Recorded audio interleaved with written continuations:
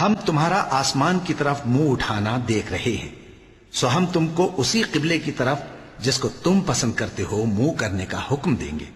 تو اپنا منہ مسجد حرام یعنی خانہ کعبہ کی طرف پھیر لو، اور تم لوگ جہاں ہوا کرو نماز پڑھنے کے وقت اسی مسجد کی طرف منہ کر لیا کرو۔ اور جن لوگوں کو کتاب دی گئی ہے وہ خوب جانتے ہیں کہ یہ نیا قبلہ ان کے پروردگار کی طرف سے حق ہے،